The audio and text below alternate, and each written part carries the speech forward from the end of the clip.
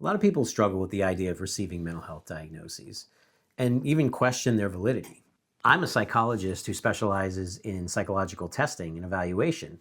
And so I actually specialize in making diagnoses. So you might think that I'm sort of all on board, right? But the reality is, even psychologists take issue with certain aspects of our diagnostic system. I'm Dr. Eric Newman. This is Dr. Dana Torpy Newman. Together we are Newman Psych. And in this video, we're going to talk about some of our concerns about the mental health diagnostic system.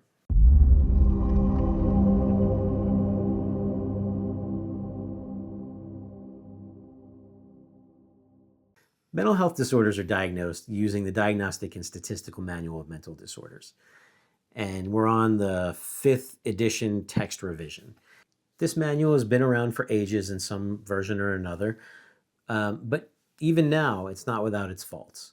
So my first concern about our current diagnostic system is that it tends to pathologize natural variation or individual differences.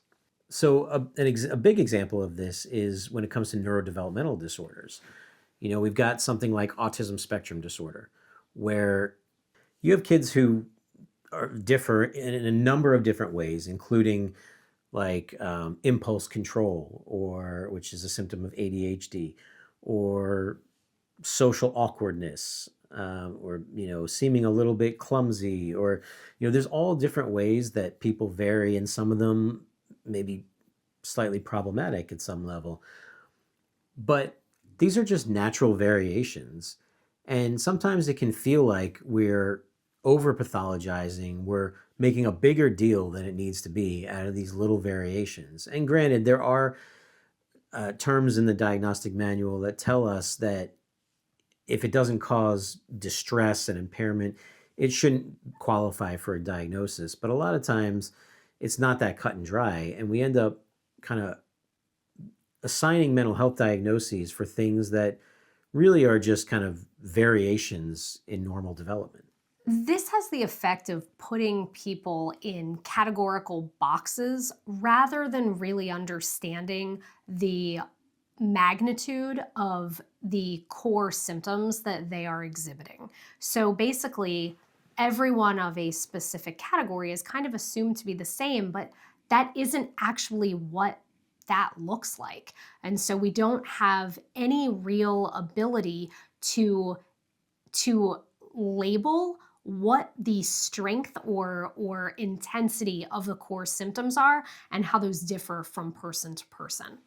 And because of these first two factors, what we end up coming up with, and this is my third concern, is that it ends up capturing what I like to call a narrow band spectrum within the diagnosis, which means that if a person meets all these categorical criteria, or enough of the categorical criteria to meet criteria for that diagnosis, then they're considered to meet criteria, and then they can receive services.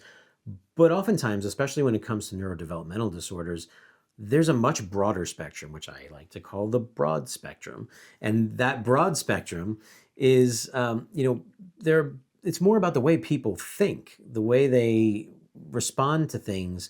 And it's internal. It may not be reflected in their behaviors. And our diagnostic manual is so based in behavioral presentation that it becomes really difficult. You got people who have a lot of difficulty in one area, but not enough areas to meet criteria for the diagnosis. So they really need help in that one area, but they don't meet criteria for the diagnosis. And so they can't get the support that they need for that one thing they're struggling with. So it really fails to recognize the broad spectrum of challenges that fall along the continuum of difficulty these people are having. And it focuses really in on that just narrow part of that spectrum. You know what's so interesting about that point? I was just thinking about this. I have terrible spatial skills. Like, they are so awful. Like, I ask Eric to back the car out of our garage so I don't hit the side. That's true. It's really annoying. and I always think about how if my equivalent of a spatial skills deficit was a reading deficit or a writing deficit or even a math deficit, it would have been identified when I was a kid. And I don't know, some supports would have been put in place to help me develop them. But it's the kind of thing where we aren't really asked to do things like that on a regular enough basis. And so it wasn't viewed as impairing to my functioning, even though it absolutely is. Like, what am I going to do if Eric can't drive suddenly? I'm just going to never drive again. I'm going to walk everywhere. Like, these are the types of things that really like we don't think about them, but if we don't view it as important enough in our society, these deficits that do create impairments go unnoticed and unchecked for like a very long time. Yeah, yeah. If you're getting value from this video, we'd appreciate it if you hit the like, subscribe, hit the notification bell, and help us make more content like this. Okay, so the next problem that I see with the diagnostic system a lot of the time is that it doesn't do a great job of accounting for overlapping symptoms between disorders. And so you end up with people who get diagnosed with a million different disorders because they sort of meet criteria for this and they meet criteria for that. And it doesn't address what I call and what a lot of people call double dipping, meaning you're using the same symptoms to meet criteria for multiple disorders, because in order to meet full criteria, as we already established, you have to meet a bunch of different criteria to meet for the whole category. But if you have these same symptoms that meet criteria for multiple diagnoses, then you're maybe halfway or 3/4 of the way toward meeting a bunch of different criteria, and then you only need one or two more to meet criteria for this one and that one and this one. And so, a good example of this is like ADHD or OCD symptoms in autism, right? So autism spectrum disorder is a disorder that is characterized predominantly by social dysfunction and restricted interest or repetitive behaviors. But one of the things that we often see in autism spectrum disorder is this idea of perseveration. It's getting fixated on things, not being able to let things go. So it just kind of runs like a loop in your mind. But what does that sound like? It sounds like obsessive thoughts, right? And same thing with compulsions. In autism spectrum disorder, we see people with these repetitive behaviors, and that looks like a compulsion. And sometimes that line is very blurry. There are differences between a repetitive behavior and a compulsion, but it's not always a crystal clear difference. And so people end up meeting criteria for OCD, especially if they haven't already been diagnosed with autism, when really autism really accounts for all of that. And the same thing with ADHD. We see kids who are very distractible, but they're distractible because of their internal sensory interests. Something happens within their body that is distracting them, and it's not because they just can't focus. It's because there's something that's going on internally that's drawing their attention inward.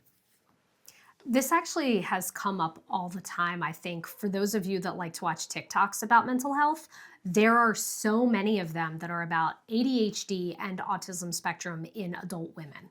And the reason for that is that we have historically not had our diagnostic systems appropriately capture what being a woman with ADHD or with autism actually looks like. And so I see this constantly. In the last few years in my practice, I have seen endless women who are diagnosed with like depression, anxiety, ADHD, OCD, and autism spectrum is really the most efficient diagnosis that captures all of those symptoms. The other thing I was thinking when we were talking about this difference between like autism and OCD and ADHD is there's also a difference between people who are trained to treat kids and people who are trained to see adults and how they think about diagnoses. So I went to a conference recently where someone who was trained just in adults was talking about a patient with OCD as like their case example. And it was clearly autism. I have training in both adults and kids. So does Eric. And so that's why we are particularly snooty about our opinions about diagnoses, because there are so many people that with training, especially people who are only trained in adult psychology, they actually don't see the things that are clearly continuations of the diagnoses that we've used to put in our diagnostic manual as disorders of childhood. Those don't go away. Autism spectrum, ADHD, those don't go away. But people who are trained just in adult psychology don't often think of those. Hopefully that will change as we've started to acknowledge the lifetime expansion of autism and ADHD and other disorders of childhood. But for now, when I was at this conference, this person was talking about OCD and this patient, and I was like, that is not the correct diagnosis. There is no way that that's what this is. Yes, that's a feature, I get it, but this treatment for just OCD is not going to be sufficient to help this person function better. Now, to be clear, some of this stuff is a problem with training and with the knowledge and experience of the practitioner and not the diagnostic manual. But there's also plenty of cases in the diagnostic manual where it doesn't provide enough guidance for practitioners who don't kind of know all those facets to make as educated a decision as they could. Okay, the final factor is my favorite thing to talk about all the time, which is that our diagnostic manual is a historical document. And what that means is that the way that we define mental illness or psychological disorders is based on what we view as typical and atypical for whatever time we're living in. So over the course of the time that the Diagnostic and Statistical Manual has existed, we've had many diagnoses become not psychological illnesses because we view them as perfectly reasonable versions of human. So homosexuality was a diagnosis in our diagnostic manual until the 80s. When was it? It was recent. I don't know if it was that recent, but yeah, I mean. It was not I realize if any of you are young, you think that was a long time ago. Our children are you were born in the 1900s. And I'm I mean, yes, but that doesn't seem like that long ago. But it wasn't that long ago to be calling that a psychological illness. And so we have to remember that not only do we have all of these ideas about how people should and shouldn't be influencing whether or not we call someone meeting criteria for a diagnosis, but we also neglect to acknowledge the way in which we've built our society in ways that actually lead to individual psychological distress.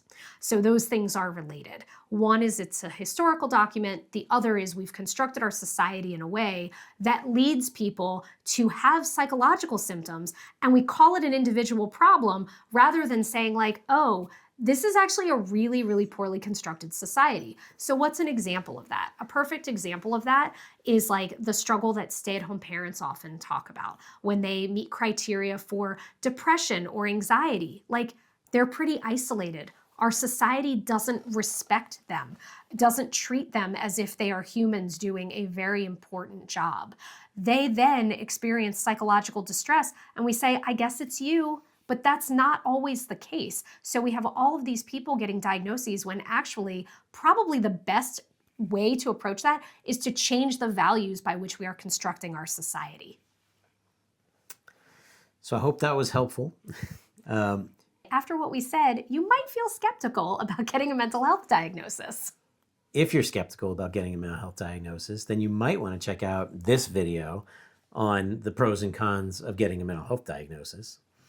And if you want to, if you're curious about the systemic factors that contribute to psychological distress, you might be interested in that video looking at the loneliness epidemic, because that is all about all of the ways we've constructed our society in ways that lead us to feel really, really lonely and isolated. All right, thanks for watching.